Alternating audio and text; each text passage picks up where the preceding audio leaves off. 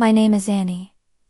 I've lived in this house since I was 7. My aunt feeds me, clothes me, and tells everyone she saved me. But she's been saving me for something else. Something in the basement. Something that wears my cousin's face now. This is my story. If you're reading this, I'm probably already dead. The first time I saw a red-headed leopard, I was 9 years old. I thought it was a toy. It sat in a glass tank, floating in green water, its little claws folded like it was praying. I tapped the glass. It opened its eyes. They were human eyes. I never tapped the glass again.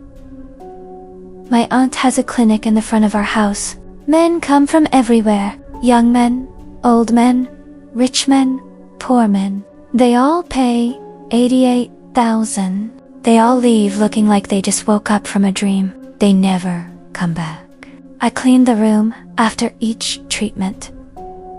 The smell is always the same, like the ocean mixed with something rotting, and the red-headed leopard is always there, dried up and black, like a dead leaf. I asked my aunt once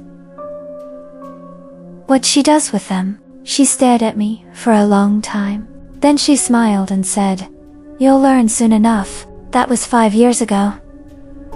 The night of the fire, I was eating dinner under the table with our dog, Brownie. He's the only one in this house who doesn't hurt me. My cousin Lily was screaming at my aunt. "You promised me the business. Mom, you said I'd take over." My aunt didn't even look up. She said, "Annie's older. She needs it more." Lily's face went red. She threw her bowl against the wall. Rice went everywhere. Brownie and I flinched.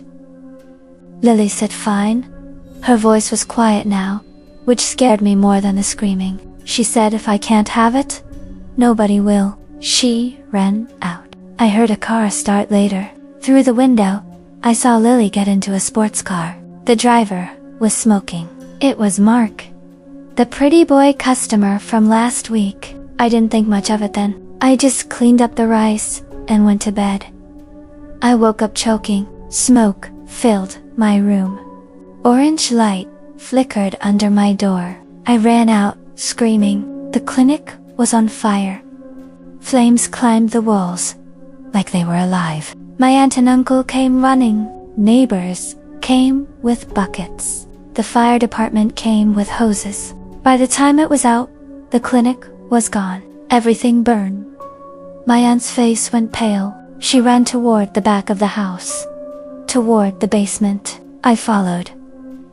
The iron door was open. The lock lay on the ground, cut clean. My aunt pushed inside. Then she screamed.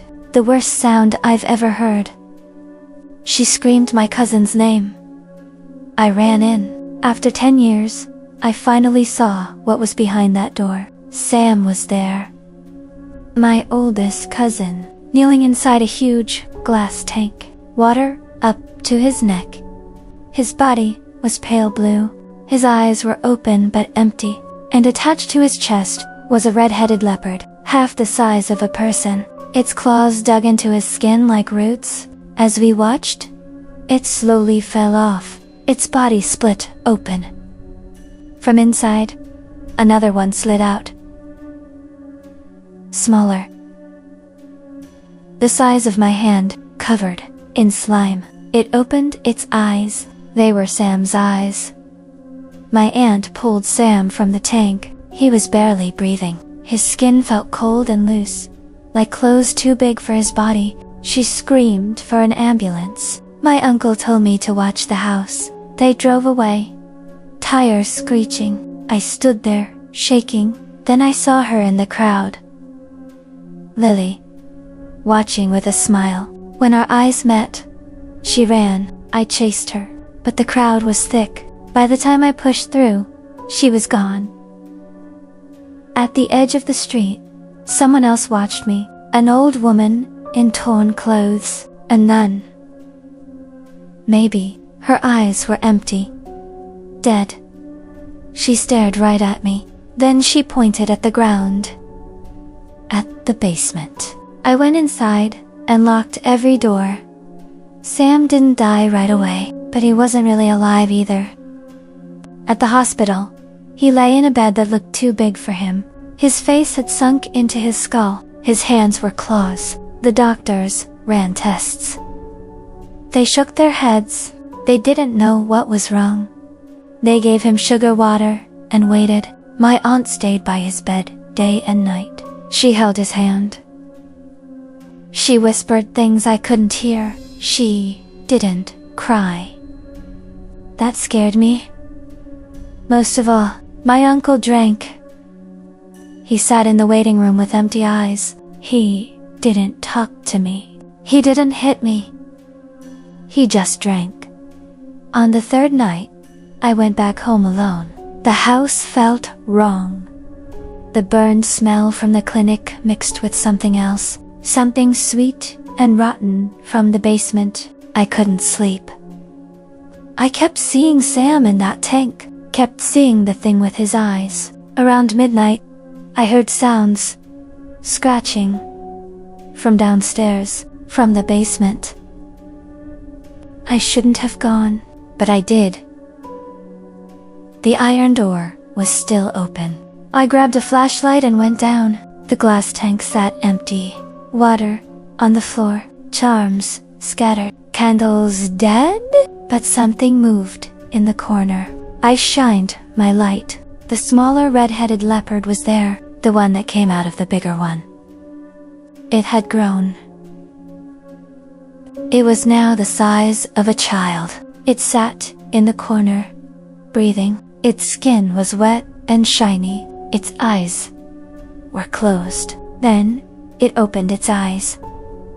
They were Sam's eyes, blue and familiar. They looked at me. They looked at me.